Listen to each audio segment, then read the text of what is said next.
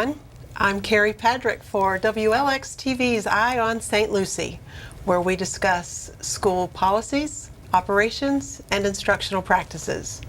In today's segment, we're going to take a closer look into a unique partnership with St. Lucie Public Schools and the Chimp Sanctuary located right here in St. Lucie County. We will learn about the sanctuary's history. We will learn about the special behaviors of our chimpanzee friends. We'll find out about how our professional educators and students partner and work in collaboration with the highly trained veterinarians and behaviorists at the sanctuary to create a relationship that is of giving and of receiving, that is mutually beneficial to the teaching and learning as well as to the special care of these chimpanzees in this very peaceful and dignified retirement sanctuary. To begin, let me introduce two very special guests that we have with us today. One from our very own St. Lucie Public Schools and one from Save the Chimps, which is the sanctuary located in St. Lucie County. We have with us Dr. Deborah Durham. Welcome to the show. Thank you. And Mrs. Terry Barenboard. Thank you for being here. Absolutely. And why don't we start by both of you sharing just a little about what it is that you do and how you've partnered together in this wonderful relationship that we have. My name is Deborah Durham, and I'm with Save the Chimps, and I am the Director of Behavior and Research there. So I get to direct the program that helps the chimpanzees become their best selves. And we get to spend a lot of time with them, and we enjoy the partnership with the schools because it helps us connect outside, and we get to show a little bit of the science behind the scenes, so it's really great. It's authentic, isn't it? Yes. Terry? Well, I actually got an opportunity to see the book Opening Doors. It was donated to each of our schools by the sanctuary, which we appreciated. And I didn't realize that it was located just a couple miles away from here. And I soon found out that it is not a zoo, it's a sanctuary, so it's not open to the public. But I thought that there was an educational benefit to our students.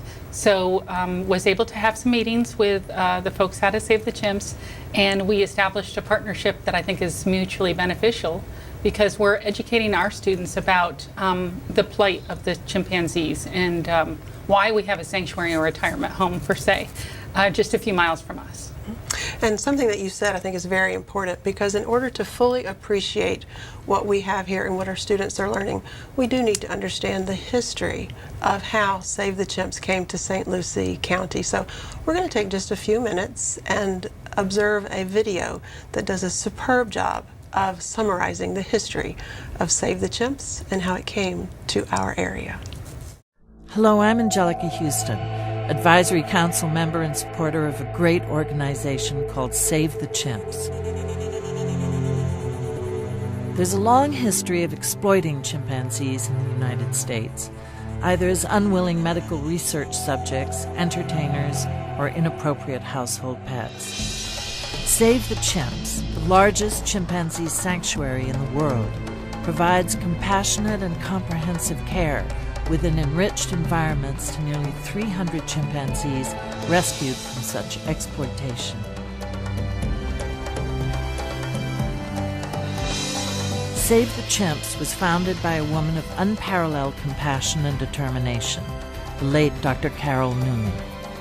With the encouragement of Dr. Jane Goodall, Dr. Noon established Save the Chimps in 1997 to provide a home for chimpanzees no longer wanted by the U.S. Air Force. In 2002, Save the Chimps had grown into the world's largest chimpanzee sanctuary.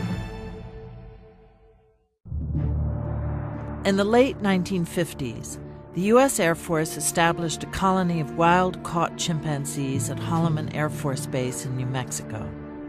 These young chimpanzees, their mothers most likely shot and killed, were to be used to gauge the effects of space travel on humans. The first astrochimp, 3-year-old Ham, was sent into space on January the 31st, 1961. 3 months later, Alan Shepard became the first American in space. Americans celebrated their astronaut heroes. The space chimps were not so lucky. After showing the right stuff, these chimpanzees were reassigned to hazardous mission environments. In 1997, the Air Force announced it was leaving the chimpanzee research business. The U.S. government sent most of the chimpanzees to the Colston Foundation, a New Mexico lab with the worst record of any primate lab in the history of the Animal Welfare Act. Save the Chimps sued the Air Force on behalf of the chimpanzees. After a year-long legal battle, Save the Chimps gained permanent custody of 21 chimps, all members of or descendant of chimps used in the space program. They were brought to South Florida, where a 3-acre island connected to a custom-built chimpanzee house awaited. Here the chimps would live out their lives without the threat of ever returning to a lab. The chimpanzees were introduced to each other, and the new chimp family was released onto their new island home. They were able to feel the grass beneath their feet and see the sun, the moon, and the stars in the sky. They embraced each other in joy and excitement. Dr. Carol Noon expected that Save the Chimps would grow slowly. In addition to the Air Force chimps, 5 former pet chimpanzees were also rescued. But then Dr. Frederick Colston called. The Colston Foundation was going bankrupt. Could Save the Chimps help the 266 chimpanzees at his laboratory? With the future of the primates in jeopardy, Save the Chimps received a special initiative of $3.7 million from the Arcas Foundation and others, enabling Save the Chimps to purchase the laboratory, land, and buildings. The chimpanzees themselves were donated to Save the Chimps. This event remains the largest rescue effort on behalf of chimpanzees in history. And Terry, Dr. Carol Noon was such a visionary. She was so passionate about her work and bringing the chimps to a place where they could live out the rest of their lives in a habitat that was very natural to them. And you've taken what she saw and turned it into something that we could use within our education system to help perpetuate her vision. Am I correct? And tell me what you've done to help perpetuate that. Well, when I read the book and I went to visit the sanctuary, I did a lot of homework. I went online and learned everything I could about the plight of the chimpanzees and how they ended up with us. And then I realized, wow, she had a vision. And the vision was not just to take care of the chimpanzees, but also to teach people what we're doing as humans to the plight of the chimpanzee. And so I felt like there was a natural connection to teach children so that they understood that when you go and watch a TV show or a film, that you should not want to see one where a chimpanzee is a pet or doing something funny or silly, because they should be in their natural environment. So I know that Carol Noon wanted to have an education center. So I brought the idea of having a virtual education center, and they were on board and we partnered, and so we have some modules that we've built, and students will be able to go in and learn about the chimpanzees. And it has been a very successful project. And one of the things that I do know and appreciate is that the chimpanzees that are in our community are very unique. They have their own individual personalities, and it is important that we recognize that they are individual in their needs. And so let's take a moment and get to meet a few of the chimpanzees that we have here within our community.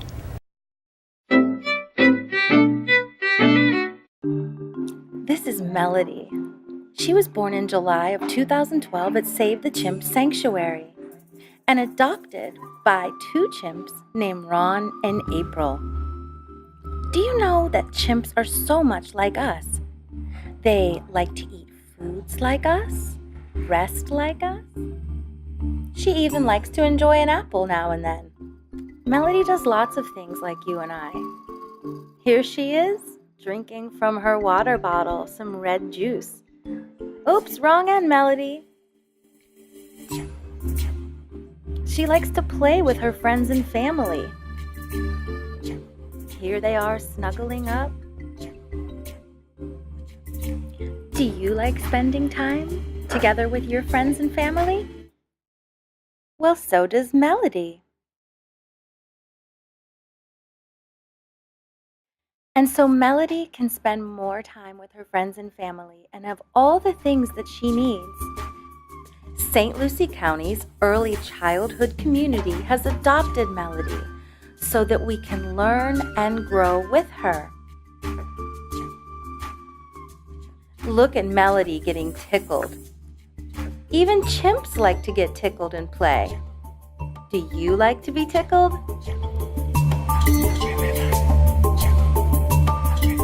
Melody seems very ticklish. How about you? Are you ticklish too?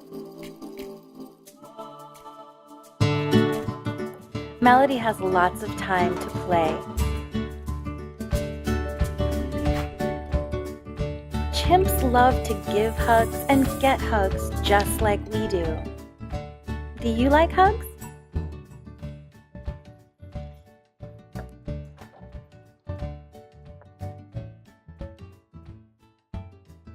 Chimps love to play. Look at this chimp playing with a box. And look at this chimp rolling around a ball. Who's that climbing up the pole in the background? It's our chimp Melody. Look at her way up there. Another fun thing that Melody loves to do is to use a blanket as a way to get around. Look how Melody lays on the blanket and one of her parents or friends drags her around. Do you think that looks fun?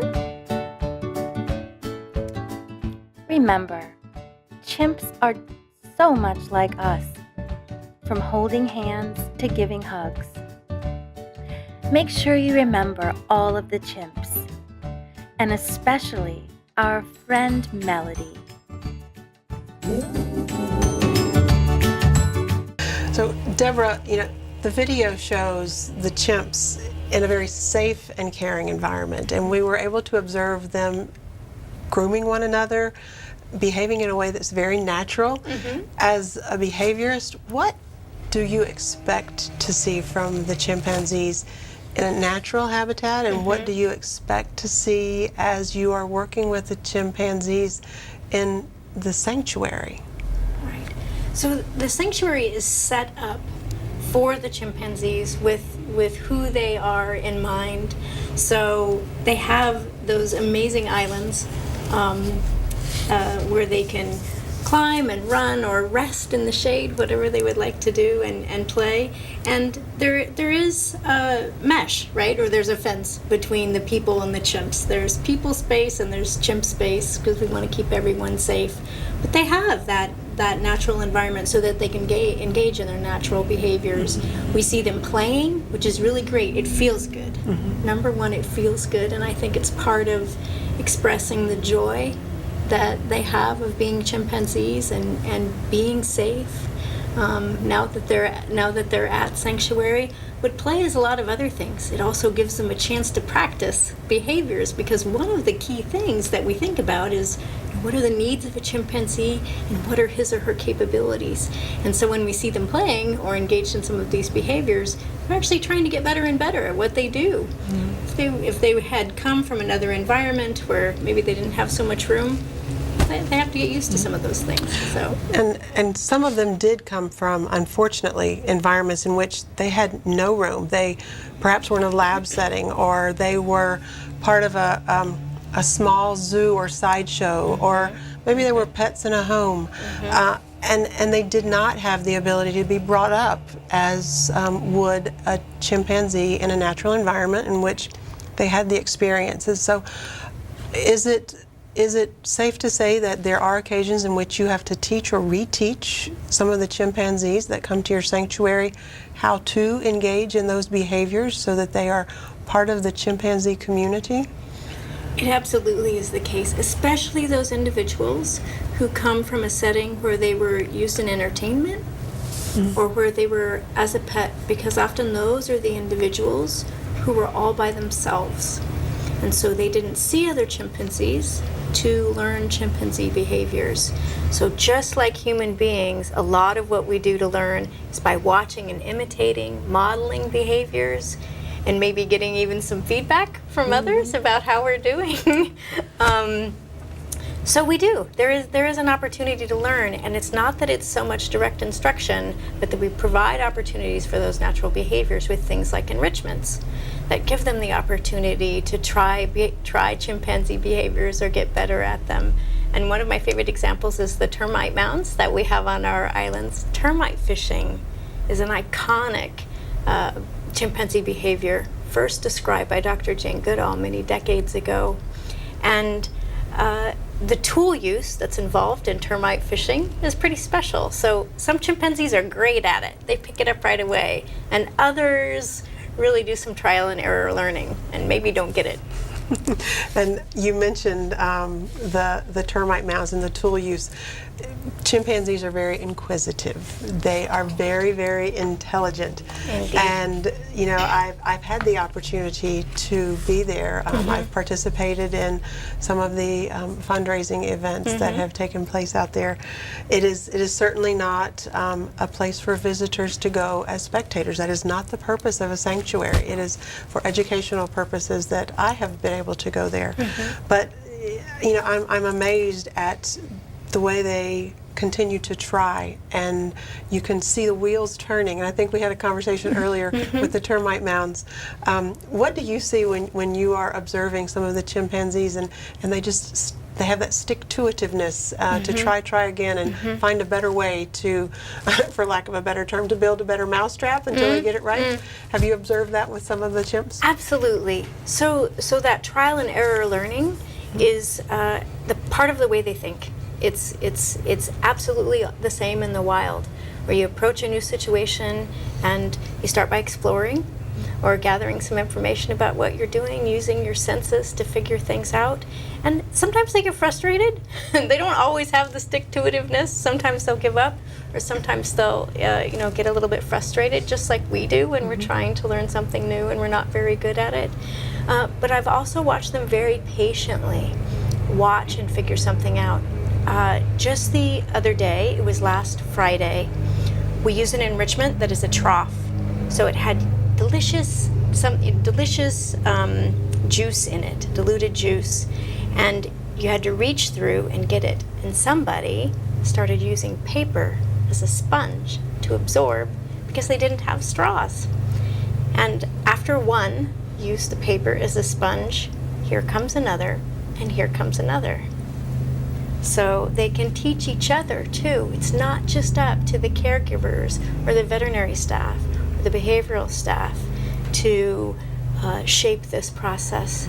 The chimpanzees help each other in that process as well, which I think is a big part of what Sanctuary does, is it provides social relationships between the chimpanzees that ultimately support their well-being.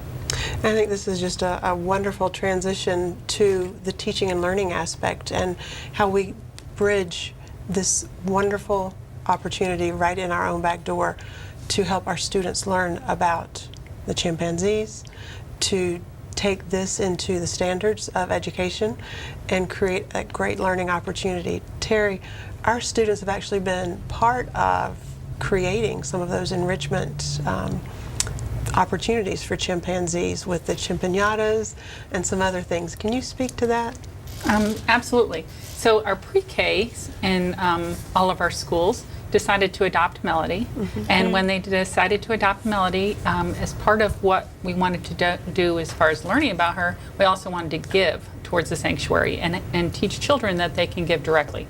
So they actually, in the after-school programs, we went from pre-K to the after-school programs. They both got involved with fundraising and with making chimpinatas. So I'm not quite sure how many chimpinatas ended up being made, but I know it was a couple hundred, I believe, which is really neat. And the kids got to individualize them. That was cool. And one other thing we did is the first time we did that, we went out there and filmed the chimpinatas that the students had made being actually given to the chimps, so that we could show the kids that their actual chimpinatas, yes, did go to the chimps exactly. So that was kind of neat that they got to build enrichments. And we also have some students like Eagle Scouts and things building enrichment activities for the chimps as well. They're so intelligent, and the students are learning that they need to be challenged. And just like our kids, they need to be challenged. And so our kids are finding ways to challenge the chimps as well. And I think we have a video that shows some of the other enrichment opportunities that the chimpanzees have. And it is through our volunteer support, our student volunteer support, as well as community volunteer support, that is provided to the chimpanzees at the Save the Chimp Sanctuary. So we'll take a look at that right now.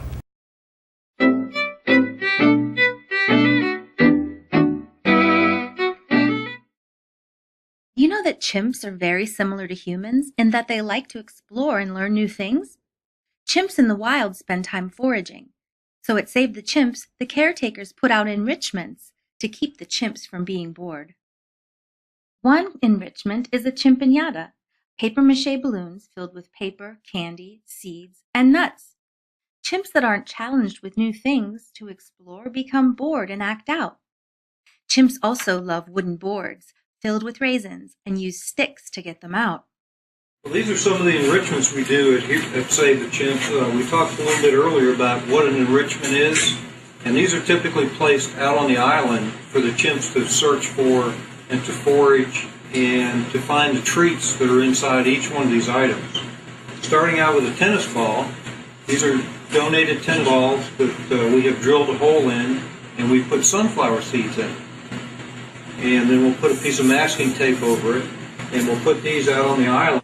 This is what we call tubes, and the tubes are nothing more than tubes left over from paper towel holders. Is we coat the inside with peanut butter, and then once the inside is coated with the peanut butter, we'll roll over one end, and the other end still being open, we'll take some of our browse, which consists of popcorn, sunflower seeds, oat bran, and fruit wheels. And we'll put this mixture inside the tubes and crimp both ends, and then we'll also use these as enrichments and placed out on the island. The team at Save the Chimps then spread the enrichments all over the island for the chimps to discover. These models look like the termite mounds that chimps look for in the wild, but these models at Save the Chimps have PVC piping in them with peanut butter and other goodies for the chimps to find.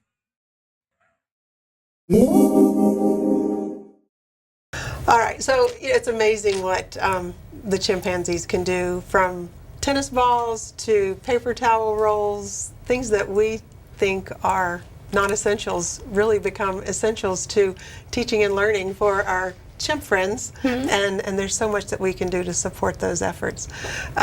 When it comes to the standards and the things that we have done to promote education, you've talked about the virtual aspect of teaching and learning. Tell me a little bit more about how we have encouraged students to drive depth to their understanding of animals in their natural habitat, to just nature in general, through our partnership with Save the Chimps. Well, we have an online digital resource, learning management system called Infinity that the students get to get on with their teachers.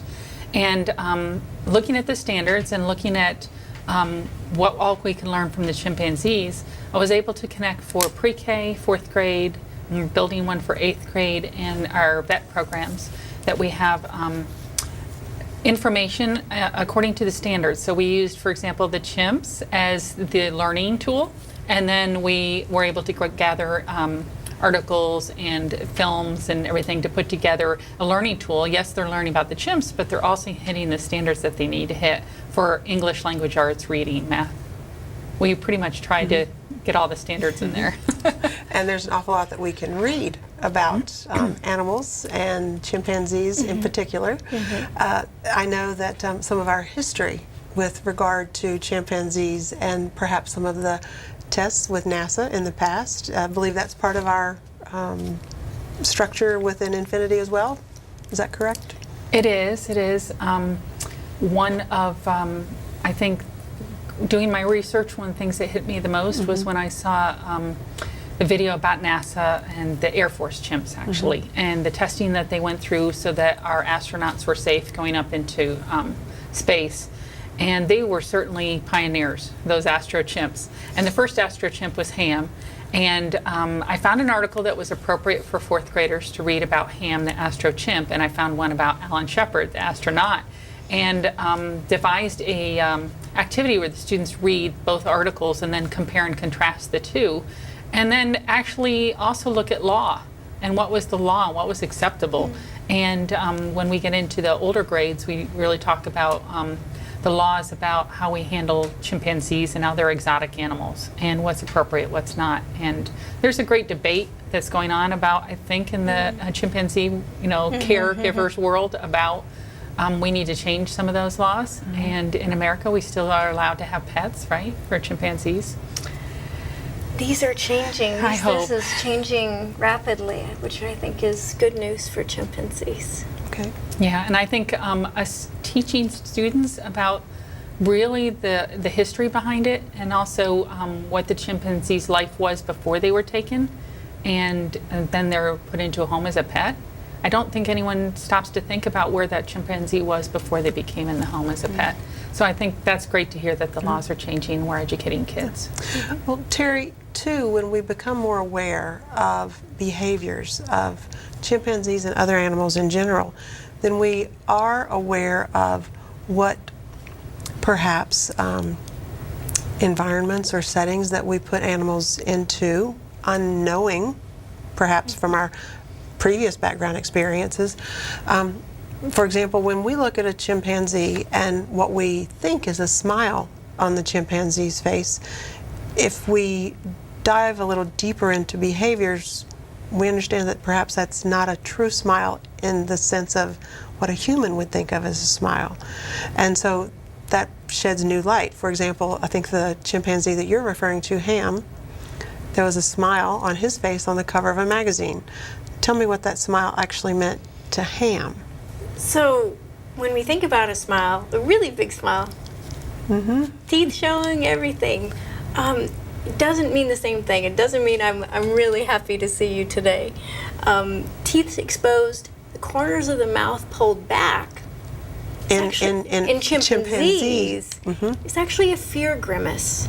It's a very bad feeling. It's a very fearful state, and it's a very strong signal of fear that can escalate quickly to anxiety.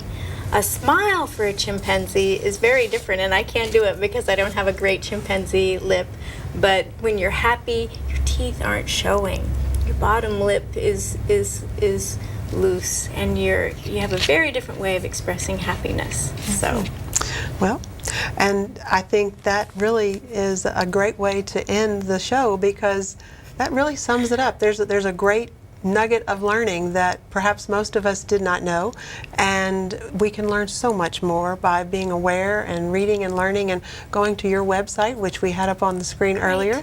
And the Save the Chimp Sanctuary is right here in our own backyard. What a wonderful experience that is for us, and what a great opportunity it is for our students to learn more, and so that we have those background experiences to help make future decisions for the betterment of our world. I, along with the staff of WLX-TV, thank you for joining us today for Eye on St. Lucie.